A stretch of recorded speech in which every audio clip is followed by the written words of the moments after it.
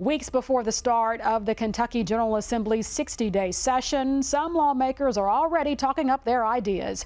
Representative Nancy Tate of Brandenburg, a Republican, wants a massive omnibus bill aiming to protect Kentuckians from conception through death.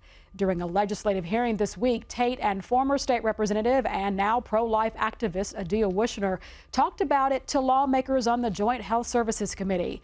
Our Mackenzie Spink tells us what's in the potential bill and why it's already stirring up tension in Frankfort. More in tonight's legislative update.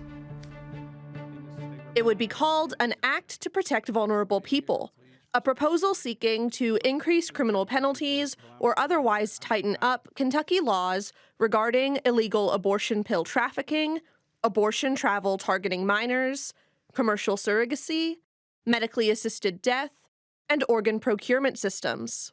Adia Wushner, executive director of Kentucky Right to Life, says out-of-state companies are marketing abortion pills to minors in Kentucky, as well as practicing so-called death tourism to attract pregnant people out of state to seek an abortion. Let's say that you want to get into selling socks, and you decide to order a case of socks, and then you want to repackage them and sell them, 3 pairs for $1 out of your home and out of your basement. That is also happening here with abortion pills by people who are not even medical providers, by individuals who are there to profit off the market, buy a 3-pack. And unfortunately, sometimes these come in a kit called kill pills. The Act to Protect Vulnerable People would also ban or restrict commercial surrogacy in the state. Wushner says the industry commodifies women and children, making the womb into a marketplace. We're not talking about carrying a child for your sister or helping someone very close to you. We're talking about the large commercialization where carriers are hired for a price. There are ads in Texas that say,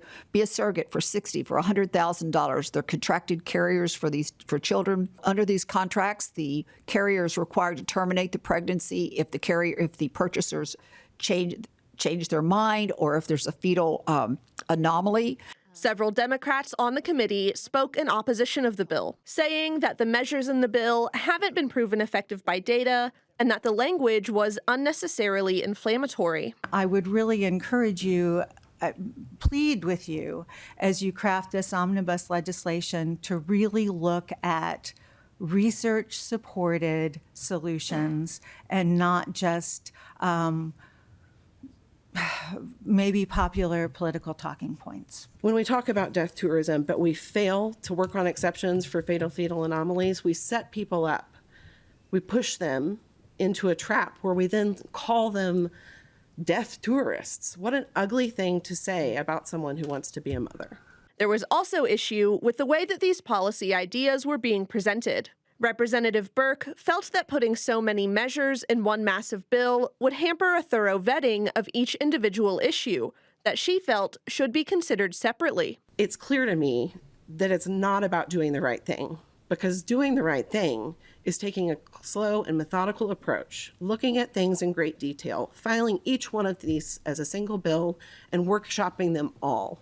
I don't think that every member who is forced to vote yes or no is going to have alignment on every one of these issues. So I would welcome a conversation where we could find things that could move forward as bipartisan legislation, as opposed to an omnibus bill that I promise you I would fight.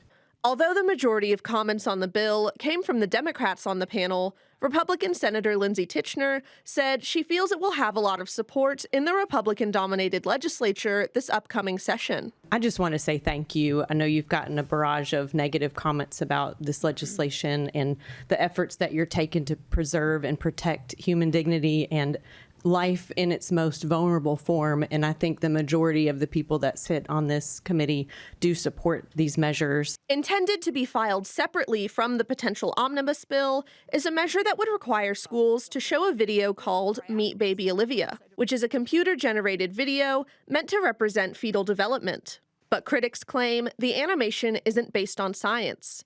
This would be the third time the Baby Olivia measure has been in front of Kentucky lawmakers. For Kentucky Edition, I'm Mackenzie Spink. Thank you, Mackenzie, for that report. This was the last meeting of the 2025 Interim Joint Committee on Health Services. Co-chair Senator Stephen Meredith says the Senate Health Services Committee will be hearing fewer bills per meeting during the regular session that begins in January to allow more time to discuss each measure.